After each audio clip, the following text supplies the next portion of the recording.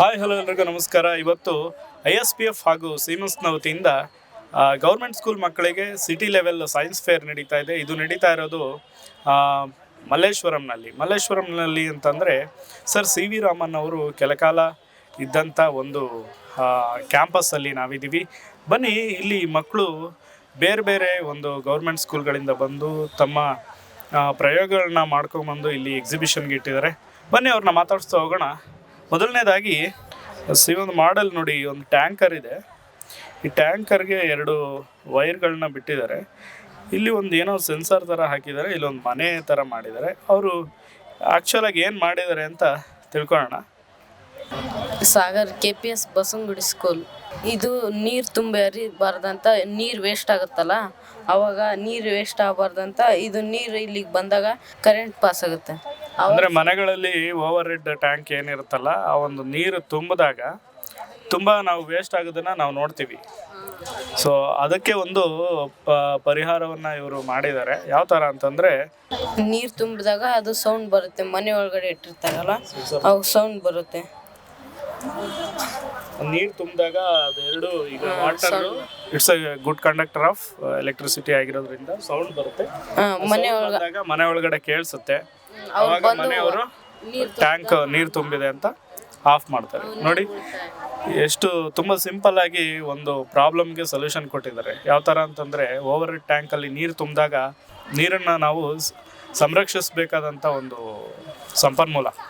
So ಅದನ್ನು ನಾವು waste ಮಾಡಬಾರ್ದು ಅಂತ ಹೇಳಿ ಈ ಒಂದು ಪರಿಹಾರ ಏನಪ್ಪ ಅಂತಂದರೆ, ಇಲ್ಲಿ ಸೆನ್ಸರ್ ಸೌಂಡ್ ಆಗುತ್ತೆ ವಾಟರ್ ಟ್ಯಾಂಕ್ ತುಂಬಿದಾಗ, ಅದು ಮನೆಯವರಿಗೆ ಕೇಳಿಸುತ್ತೆ. ಆವಾಗ ಅವ್ರು ಹೋಗಿ ಆಫ್ ಮಾಡಬೇಕು ಅಂತ ಒಂದು ಮಾಡಲ್ನ ಮಾಡ್ಕೊಂಬಂದಿದ್ದಾರೆ. ಸೊ ಬನ್ನಿ ಮುಂದಿನ ಪ್ರಯೋಗದ ಕಡೆಗೆ ಹೋಗೋಣ. ತುಂಬ ಹೆವಿ ವೆಯ್ಟ್ಸ್ನ ಎತ್ತೋದಕ್ಕೆ ಒಂದು ಹೈಡ್ರಾಲಿಕ್ ಮಾಡೆಲ್ ಮಾಡ್ಕೊಂಬಂದಿದ್ದಾರೆ ಮಕ್ಕಳು. ಬನ್ನಿ ಅದು ಯಾವ ಥರ ಇದೆ, ಏನು ಎಕ್ಸ್ಪ್ಲನೇಷನ್ ಮಾಡ್ತಾರೆ ಕೇಳೋಣ. ಇದನ್ನು ಹೈಡ್ರಾಲಿಕ್ ಕ್ರೇನ್ ಅಂತ ಹೇಳ್ತೀವಿ. ಇದರ ಯೂಸು ಹೆವಿ ಲೋಡ್ಸ್ನ ಎತ್ತೋಕ್ಕೆ ಮತ್ತು ಇಳಿಸೋಕ್ಕೆ.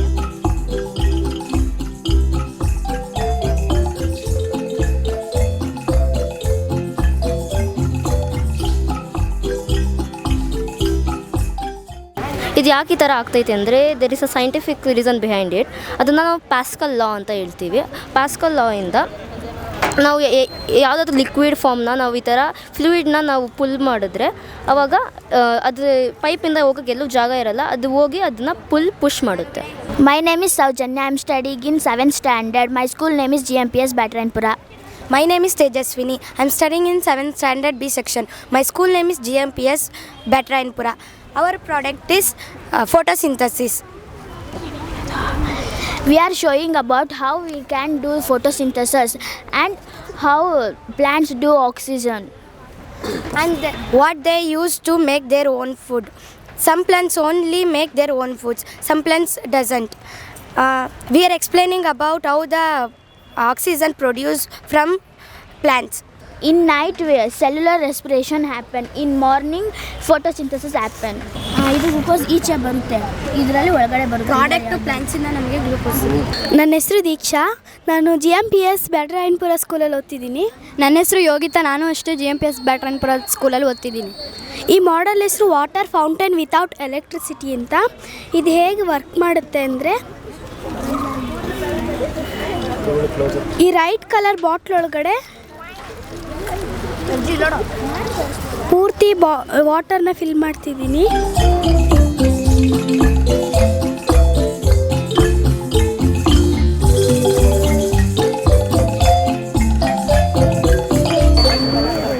ಈಗ ಈ ಲೆಫ್ಟ್ ಸೈಡ್ ಬಾಟ್ಲು ಮೇಲ್ಗಡೆ ಇರೋ ಭಾಗಕ್ಕೆ ನಾನು ನೀರು ಹಾಕಿದಾಗ ಈ ಸೈಡಲ್ಲಿರೋ ನೀರೆಲ್ಲ ಲೆಫ್ಟ್ ಸೈಡಲ್ಲಿರೋ ಅಂದರೆ ಬಾಟ್ಲ್ ಒಳಗಡೆಗೆ ಹೋಗುತ್ತೆ. ಈ ಥರ ಅಂದರೆ ಹಳ್ಳಿಗಳ ಸೈಡಲ್ಲೆಲ್ಲ ಬಾವಿಗಳಿರುತ್ತೆ.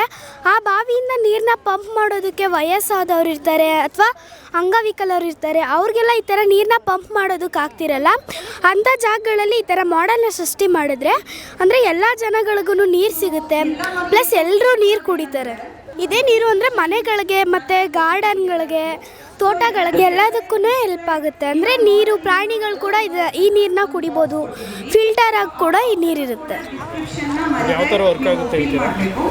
ಅಂದರೆ ಈ ರೈಟ್ ಸೈಡ್ ಬಾಟ್ಲು ತುಂಬ ನೀರು ಅಂದರೆ ಫಿಲ್ ಆಗಿರುತ್ತೆ. ಲೆಫ್ಟ್ ಸೈಡ್ ಬಾಟ್ಲು ಪೂರ್ತಿ ಖಾಲಿ ಇರುತ್ತೆ. ಅದ್ರ ಮೇಲ್ಗಡೆ ಅಂದರೆ ರೈಟ್ ಸೈಡ್ ಬಾಟ್ಲ್ ಒಳಗಡೆ ನೀರು ಹಾಕಿರ್ತೀವಿ, ಮತ್ತು ಲೆಫ್ಟ್ ಸೈಡ್ ಮೇಲ್ಗಡೆ ಪಾಟಲ್ಲಿರೋ ಬಾಟ್ಲಿಗೂ ಕೂಡ ನೀರು ಹಾಕಿರ್ತೀವಿ. ಆ ನೀರು ಲೆಫ್ಟ್ ಸೈಡ್ ಕೆಳಗಡೆ ಭಾಗದಲ್ಲಿರೋ ನೀರು ಅಂದರೆ ಈ ನೀರು ಇಲ್ಲಿಗೆ ಹೋಗ್ಬೇಕಾದ್ರೆ ಆ ಗಾಳಿ ತುಂಬೋದಕ್ಕೆ ಕಷ್ಟ ಆಗ್ತಿರುತ್ತೆ. ಆ ಗಾಳಿ ರೈಟ್ ಸೈಡ್ ಬಾಟ್ಲ್ ಒಳಗಡೆ ಹೋಗುತ್ತೆ. ಅಲ್ಲಿ ನೀರು ಮತ್ತು ಗಾಳಿ ಎರಡೂ ಅಲ್ಲಿ ಅಂದರೆ ಇರೋದಕ್ಕೆ ಜಾಗ ಸಿಗಲ್ಲ. ಗಾಳಿ ಆಚೆ ಹಾಕೋದಕ್ಕೆ ಯಾವುದೇ ಅಂದರೆ ಸೈಟ್ಸ್ ಇರಲ್ಲ. ಆದ್ದರಿಂದ ಈ ಪೈಪು ನೀರು ಹತ್ರ ಇರೋದ್ರಿಂದ ನೀರು ಮಾತ್ರ ಅದರಿಂದ ಈ ಕಡೆಗೆ ಆಚೆ ಬರುತ್ತೆ. ನಾವು ಯಾವ ಕಡೆಗೆ ಪೈಪ್ ಕನೆಕ್ಟ್ ಮಾಡಿರ್ತೀವಿ ಆ ಕಡೆಗೆ ನೀರು ಹೋಗ್ತಾ ಇರುತ್ತೆ. My name is Rashmi. My name is Kanishka. I am from KPS Saraki. My project is 3D hologram. ಇದನ್ನು 3D hologram ಅಂತ ಕರೀತಾರೆ.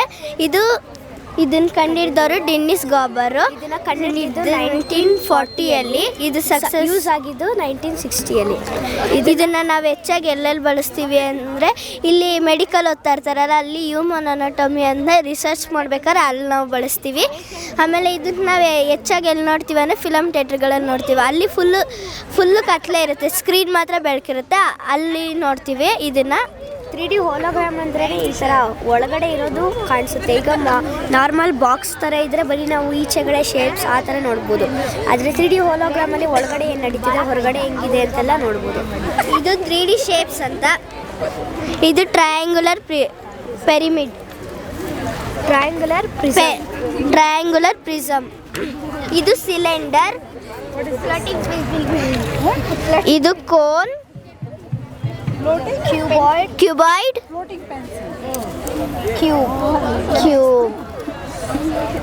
ಕ್ಯೂಬ್. Thank you. ನನ್ನ ಹೆಸರು ಮಾದೇವ. ನಾನು ನವೀನ್ ಕುಮಾರ್. ನಾನು 8ನೇ ಕ್ಲಾಸಲ್ಲಿ ಓದ್ತಾ ಇದ್ದೀನಿ.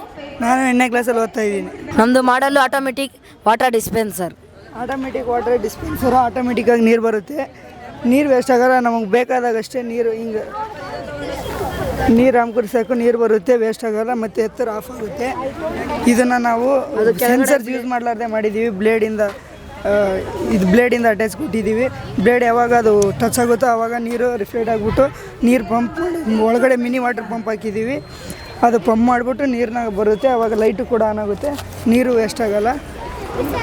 ನಾವು ಇದನ್ನೇ ದೊಡ್ಡ ಪ್ರಮಾಣದಲ್ಲಿ ಮಾಡಿದ್ರೆ ನಾವು ವಾಟರ್ನ ಜಾಸ್ತಿ ಸೇವ್ ಮಾಡ್ಬೋದು. Thank you.